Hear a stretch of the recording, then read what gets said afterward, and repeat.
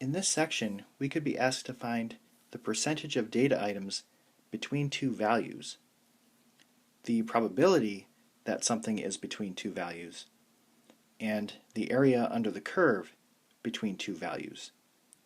And all three of these are equivalent. So the process for finding all three of these is the same. Now, in the past, we've used the empirical rule, the 68, 95, 99.7 rule, to find these.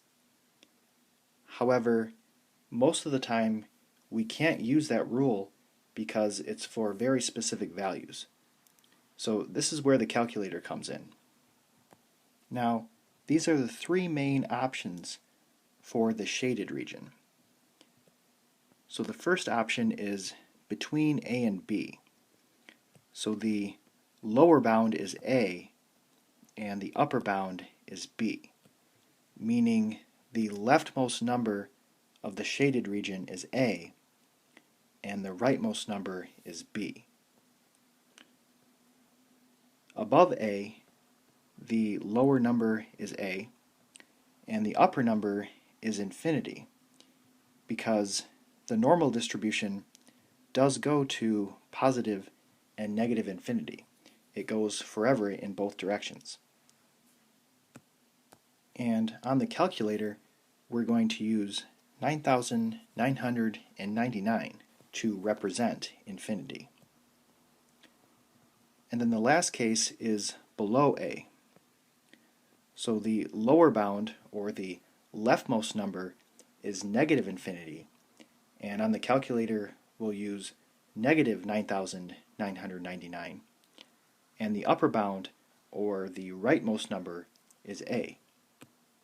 So the command on the calculator for finding these is the Normalcdf command. And to get this, we need to press second vars and then go to the distribution menu. If you have the first type of calculator, you're going to type Normalcdf and then the lower bound, comma, the upper bound. If you have the second type, you have to type the lower, the upper, the mean is 0, and the standard deviation is 1, because we are dealing with the standard normal distribution. Find the area of the shaded region under the standard normal curve. Express your answer as a decimal rounded to 4 places. So on number 7 we have our shaded region, and we need to think from left to right.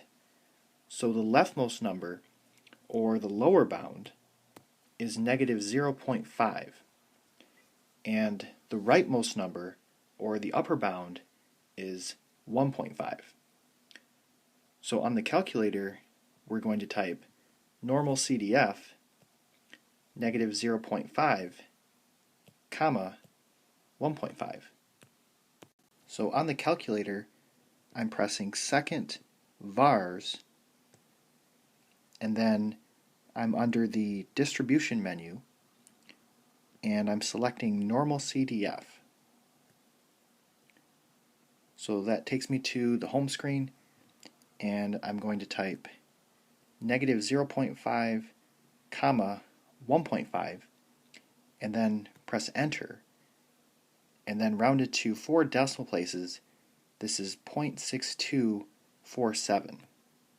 Again, if you have the other version of the calculator, the process will be slightly different, but you should get the same thing. So that will be our final answer. On question 8, our shaded region starts at 2 and works its way to positive infinity.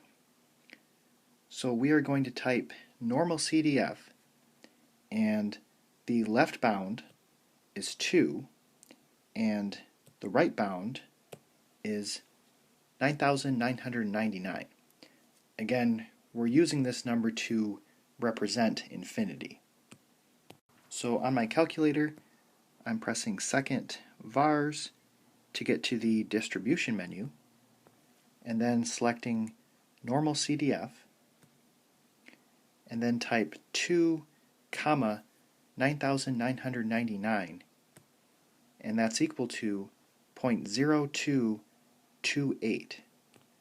So that will be our final answer.